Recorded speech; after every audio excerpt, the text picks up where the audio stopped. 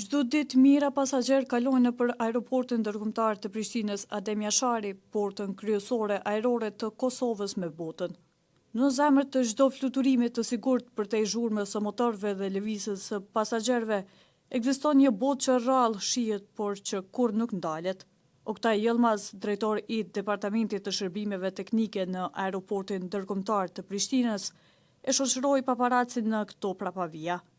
Njeriu që udhëheq këtë mekanizëm të padukshëm por jetik. Si Departamenti i Shërbimeve Teknike, ne jemi përgjegjës për të siguruar që e gjithë infrastruktura teknike në aeroportin tonë të funksionojnë në mënyrë të qëndrueshme, të pandërprerë, të sigurt dhe të shëndetshme. Departamenti ynë përbëhet nga 4 njësi kryesore: sistemet elektrike, elektronike, mirëmbajtja e ndërtesave dhe sistemet mekanike, automatizimi dhe sistemet speciale, e shërbimet, e pejsazhit e infrastrukturës së jashtme. Falë kësaj infrastrukture, ne ofrojmë shërbime të integruara dhe efektive për të gjitha nevojat teknike të aeroportit.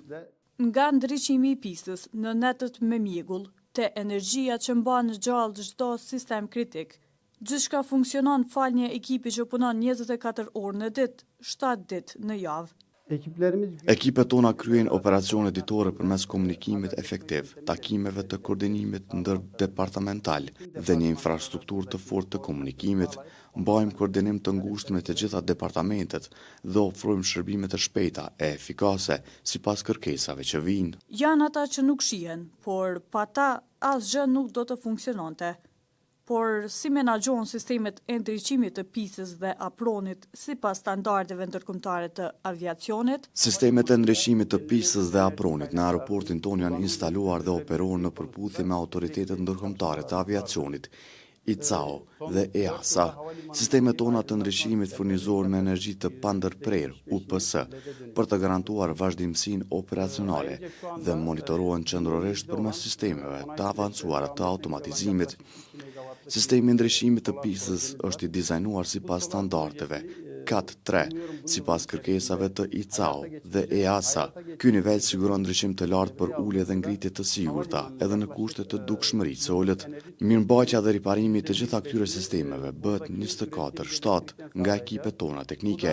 Deri më tani nuk ka pasur ndërprerje në operacionet e fluturimeve të shkaktuara nga ndriçimi, gjë që tregon besueshmërinë e infrastrukturës dhe profesionalizmin e ekipeve tona. Të gjitha aktivitetet e mirëmbajtjes, operimet dhe menaxhimit janë në përputhje të plot me standardet ndërkombëtare të aviacionit. Departamenti i Shërbimeve Teknike përbohet nga 4 njësi të ndryshme. Njësia e parë që është sistemet elektrike elektronike, e dyta mirëmbajtja e ndërtesave dhe sistemet mekanike, e treta automatizimi dhe sistemet speciale dhe e katërta shërbimet e pejsazhit dhe infrastrukturës së jashtme. Ne vazhdimisht punojmë për përdorimin e energjisë së rinovueshme dhe qëndrueshmërinë në aeroport. Gjatë 4 viteve të fundit kemi kthyer rreth 75% të sistemit të ndriçimit në teknologjinë LED. Po ashtu synojmë të implementojmë një impjant diellor me kapacitet rreth 2 MW, i cili është në proces miratimi gjatë këtij viti.